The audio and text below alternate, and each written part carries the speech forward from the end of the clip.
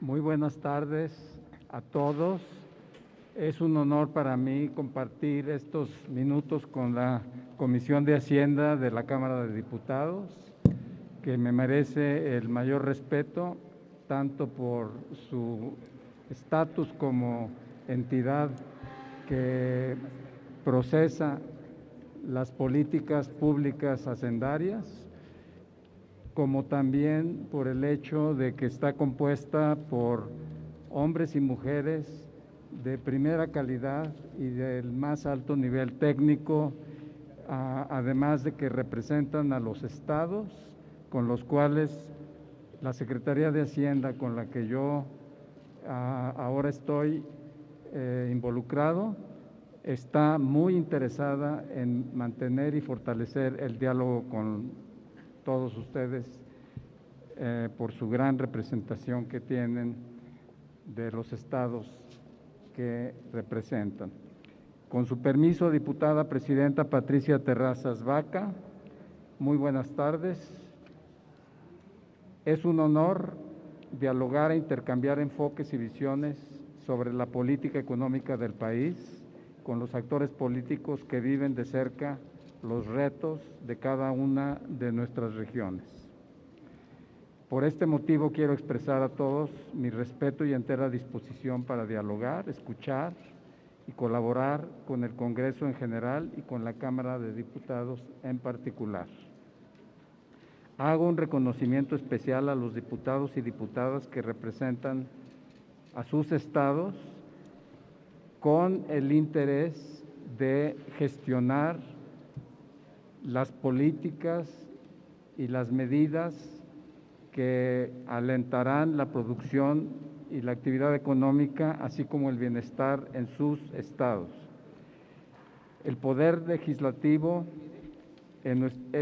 para nosotros es una convicción de trabajo mantener el diálogo con todos ellos, siempre con el objetivo de contribuir a la transformación del país para fortalecer la economía de la nación y de las familias mexicanas. Espero que esta sesión inaugure una nueva etapa de intercambios abiertos, fructíferos y democráticos entre el Congreso y la Secretaría de Hacienda, en aras de seguir consolidando la transformación del país. La transformación planteada parte de la base de que debemos mantener la estabilidad macroeconómica, impulsar el crecimiento y el desarrollo económico, esto último enfatizando el bienestar de toda la población, generando mayores oportunidades, especialmente para las nuevas generaciones y los grupos más vulnerables. Me gustaría expresar que si el Congreso y esta comisión me honran con su ratificación, la Secretaría de Hacienda continuará con un manejo fiscal sano que contribuya a mantener controlada la deuda pública como proporción del Producto Interno Bruto y a mantener la estabilidad y las finanzas públicas equilibradas. Esta política del gobierno federal implica que las instituciones que consolidan sus balances en el sector que está bajo control presupuestal también deberán cumplir con los balances fiscales que sean compatibles con el balance agregado del sector público, el cual es aprobado por esta honorable Cámara. La Secretaría de Hacienda tiene un papel importante en la articulación del proyecto económico de este gobierno. La política de austeridad y la eliminación de los gastos superfluos en el gobierno han hecho más eficiente y focalizado el gasto público, tanto en inversión pública como en gasto social, que está dirigido a proteger la ciudadanía con menores recursos.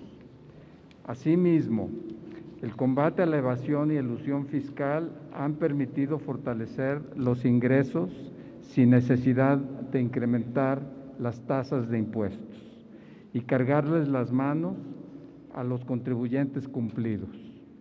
En los últimos 3 años no se han rebasado los techos de endeudamiento aprobados por el honorable Congreso y esta será la línea de política que continuará en los próximos 3 años. Uno de los objetivos prioritarios del proyecto económico del presidente López Obrador es encauzar los recursos públicos con un enfoque de política inclusivo en beneficio de los grupos más desfavorecidos, reforzando la protección social a través de los programas sociales focalizados, así como de promover la inversión en obras de infraestructura que generen bienestar en todas las regiones del país, incluyendo a regiones como el sureste de México. En estos primeros años de gobierno se han tomado acciones para elevar el bienestar de la ciudadanía. Por ejemplo, entre 2019 y 2020 se aumentó el salario mínimo en más de 30% acumulado. Los precios de los combustibles no han aumentado en términos reales a partir de su base en diciembre de 2018. Más allá de la inflación, con el objetivo de proteger el poder adquisitivo de las personas, y en 2020 se aprobó y comenzó a implementar una reforma al sistema de las Afores para garantizar un retiro digno para los mexicanos.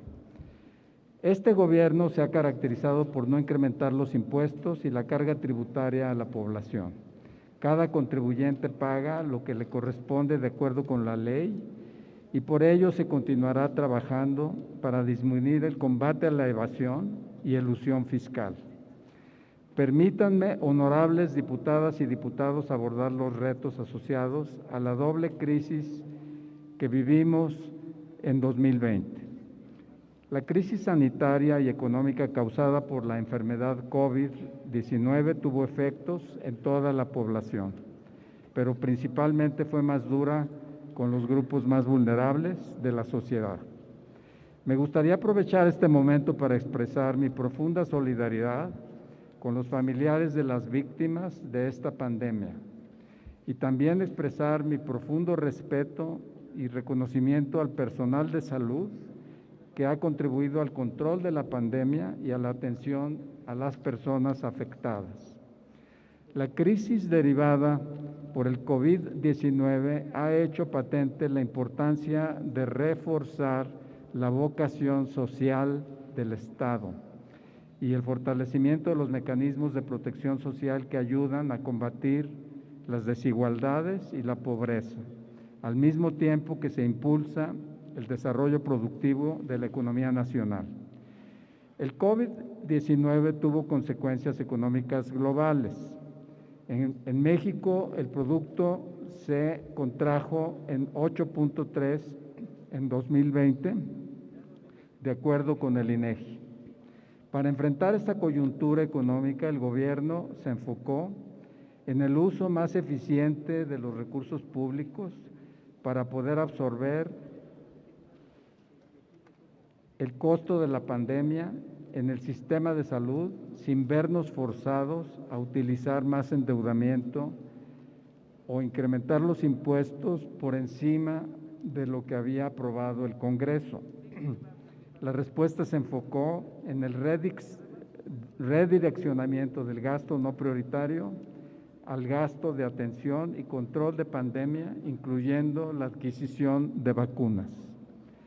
Parte de la respuesta incluyó el apoyo al consumo de las familias, adelantando 40,000 millones de pesos de programas sociales, favoreciendo con 2 millones de créditos a las pequeñas empresas familiares y de autoempleo, formales e informales. Se respaldó también a 671,000 trabajadores del Estado con créditos personales del ISSSTE. También se impulsaron obras de infraestructura por 25,000 millones de pesos en 50 ciudades. Se difirieron para personas y empresas pagos de intereses por 4 y hasta 6 meses, flexibilizando los criterios contables de los bancos y se facilitó la regulación para que la banca comercial aumentara el crédito. Es de destacar que en medio de condiciones económicas sumamente desafiantes, los ingresos tributarios aumentaron, a pesar de que el producto cayó 8.3%, Los ingresos tributarios aumentaron 0.8% real en 2020, lo cual fue resultado del combate a la elusión y evasión fiscal. Nuestro país hoy cuenta con una posición fiscal sólida, con menores niveles de endeudamiento público cuando se compara con otras economías emergentes, así como con finanzas públicas equilibradas y un sistema bancario bien capitalizado. Esto ha sido reconocido por las principales agencias calificadoras internacionales. El principal detonador de la recuperación económica es la implementación de la Estrategia Nacional de Vacunación, que permite una reapertura y utilización de la capacidad instalada en la economía. Desde finales de 2020, el gobierno mexicano aseguró contratos de vacunas suficientes para toda la población mexicana. Desde el 24 de diciembre al día de hoy, se han recibido 86 millones de dosis, de las cuales se han aplicado 67 millones de ellas. Con esto se busca sentar las condiciones sanitarias, financieras y económicas necesarias para que la economía mexicana se recupere con mayor rapidez. Los sectores de la economía están consolidando su recuperación a pesar del impacto desigual en las actividades productivas del país. El sector primario, que fue el relativamente menos afectado por la pandemia, recuperó desde julio de 2020 el nivel de actividad previo a la pandemia. El sector secundario, que tuvo la mayor contracción, sin embargo, se recuperó de manera acelerada una vez que inició la reapertura el 1 de junio de 2020. El sector de servicios, que representa 64% de la economía, al mes de mayo del presente año recuperó casi la totalidad del nivel observado en la actividad en febrero de 2020, que fue el mes previo al inicio de contingencia sanitaria y la etapa de confinamiento total. En materia de empleo, se han recuperado al mes de junio 95% de las posiciones perdidas durante la pandemia, es decir, 12.3 millones de empleos. Actualmente hay 8 entidades federativas que han recuperado más del 100% de los empleos formales perdidos durante la pandemia y 20 estados que están en proceso de alcanzar sus niveles prepandemia, según los datos de empleo del Instituto Mexicano del Seguro Social. La inversión en nuestro país ha contribuido a la recuperación económica. La inversión fija bruta aumentó 49% desde el mínimo presentado en mayo de 2020. Además, de acuerdo con la información al primer trimestre de 2021, la inversión extranjera directa fue 11.900 millones de dólares, el mayor monto con estas cifras desde 1999. Con esto, en 2020 México pasó del lugar 14 al lugar 9 en el mundo en la recepción de inversión extranjera directa.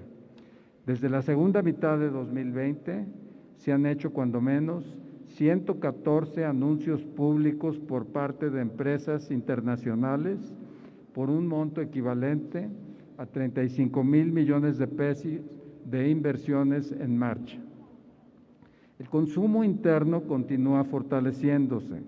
En abril de 2021 el consumo privado aumentó 3.3% en el bimestre de marzo-abril con respecto al bimestre anterior, mientras que las ventas de la ANTAD recuperaron sus niveles prepandemia desde febrero de 2021 y presentaron un crecimiento 12.1% en el primer semestre de 2021 con respecto al mismo del año anterior. Otro motor de recuperación y crecimiento ha sido el sector externo, el cual por la recuperación del comercio mundial y en particular por el dinamismo de la economía norteamericana, ha logrado recuperar los niveles prepandemia. En junio de 2021, el valor de las exportaciones mexicanas de mercancías llegó a 107% del nivel de febrero de 2020. Este ritmo de recuperación ha contribuido a que la Secretaría de Hacienda estime un crecimiento del Producto Interno Bruto de México para 2021 de 6% en términos reales. Nuestro país cuenta con una posición fiscal mejor a la de otros países emergentes, lo cual se está viendo reflejado en un mayor apetito por activos mexicanos, incremento de las reservas internacionales y una mayor disponibilidad de fuentes de financiamiento y acceso a mercados. La encomienda que me dio el presidente de la República al proponerme como secretario de Hacienda es profundizar y consolidar la transformación del proyecto económico que el país inició en diciembre de 2018.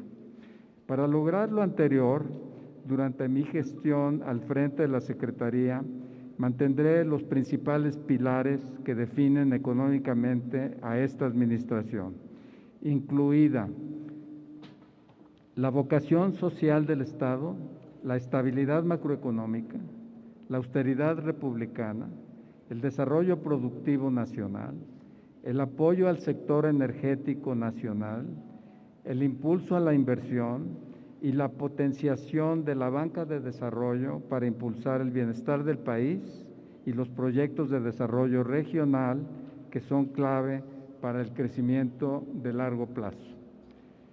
En el corazón del proyecto económico se encuentra el combate a las desigualdades y la pobreza.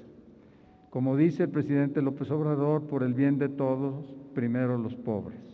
Ante esto seguiremos reforzando la protección social y garantizando la entrega directa de los programas sociales a través de la bancarización con medios electrónicos. Es nuestra obligación como gobierno continuar con apoyos focalizados destinados a reducir la brecha de desigualdad, a la par que se fortalece el mercado interno, haciéndolo incluyente al incorporar a toda la ciudadanía a la vida productiva del país. Todo dentro de la restricción fijada de no gastar más o no gastar lo que no se tiene. El Estado debe alentar con decisión el crecimiento económico y la creación de empleos, mitigar las condiciones de precariedad con bases sólidas para fomentar la inversión y focalizar el capital humano de nuestro país, lo que permitirá incrementar su participación en la economía propiciando una contribución real al desarrollo económico incluyente. Para lo anterior es necesario seguir manteniendo los pilares de estabilidad, el desempeño de las finanzas públicas equilibrado, el déficit fiscal controlado, el equilibrio en la balanza de pagos con el exterior y los niveles de capitalización altos en el sector financiero y bancario. Es importante destacar que la Secretaría de Hacienda seguirá aplicando una estricta política de control y estabilización de la deuda pública como porcentaje del producto, manteniendo su trayectoria en una senda sostenible, acorde con el crecimiento de la economía. Seguiré también promoviendo una política de austeridad para reducir los gastos onerosos, pues no pueden operar estructuras públicas onerosas en un país con las desigualdades que tiene México. También es necesario impulsar al sector productivo creando las condiciones para aumentar su competitividad y generar progreso para todos. Se dará un nuevo impulso a la producción nacional, favoreciendo en especial a los pequeños y medianos productores del país.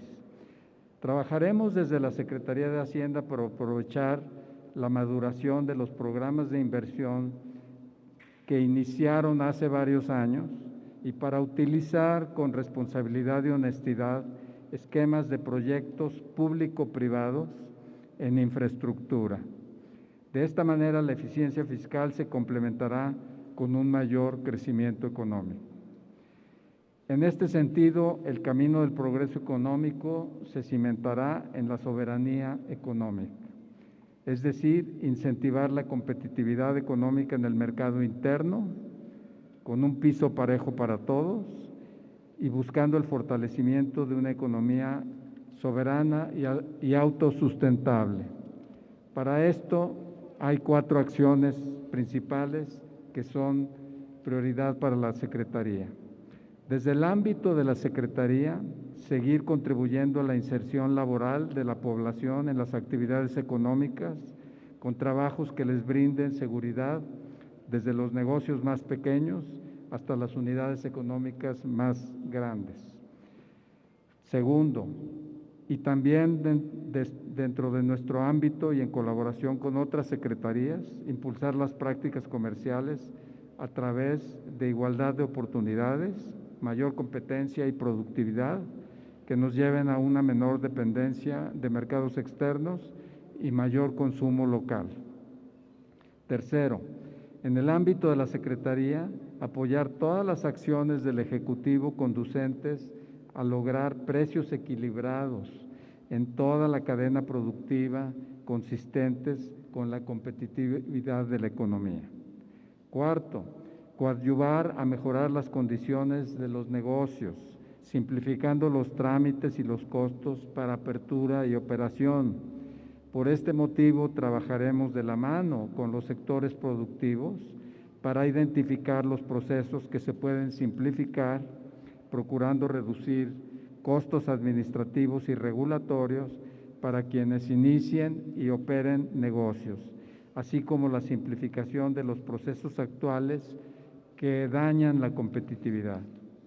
Desde la Secretaría de Hacienda reconocemos al campo como un sector estratégico para la generación de fuentes de empleo, para el fortalecimiento del equilibrio interregional de la economía y para la alimentación del país.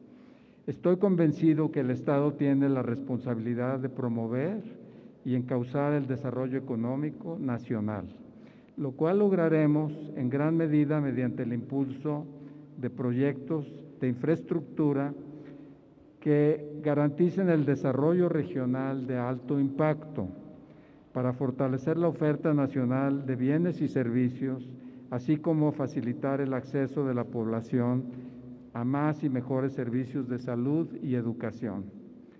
Específicamente, seguiremos apoyando los proyectos de infraestructura en todas las regiones del país, incluyendo el sur-sureste, sobre todo en aquellas regiones que fueron olvidadas en los últimos 30 años, para que cerremos las amplias brechas sociales y estas regiones puedan converger con el desarrollo que muestra el resto del país.